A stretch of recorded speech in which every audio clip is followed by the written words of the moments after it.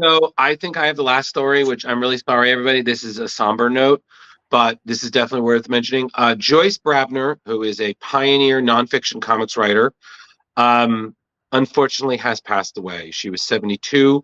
She had been in treatment for cancer, where she had detailed her slow recovery on Facebook page. Now, this death, which was confirmed by her daughter, Danielle Batone, um, if you might recognize Joyce, it's because she is a very frequent co-star of Harvey Pekar's American Splendor comics, being that she was married to the late great comic book writer and character.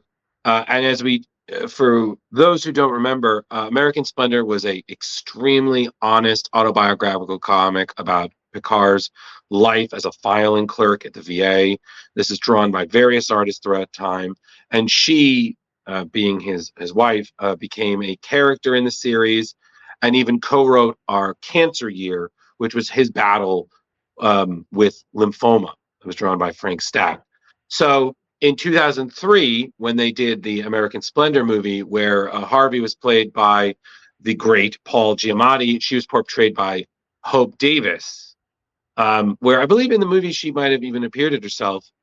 There were parts where the characters meet their portraying actors, and she enjoyed the publicity tour, which saw her husband recognized as an important author outside of comics.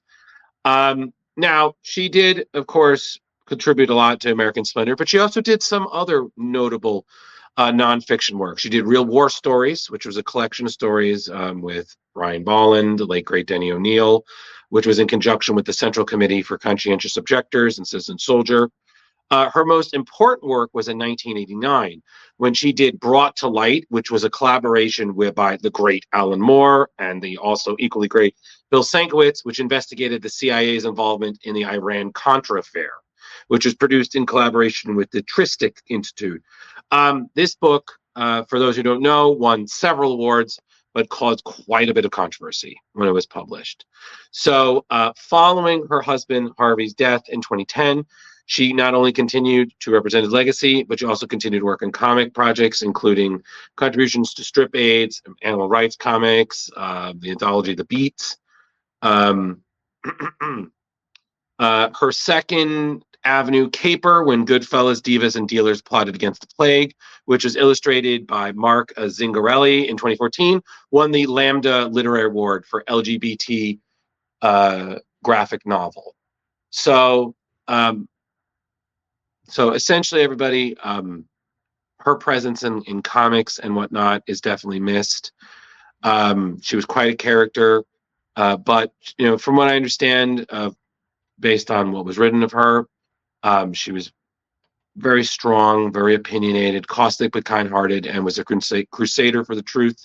So our condolences to her family for her loss, but her, like her husband, will of course be remembered forever. Excelsior!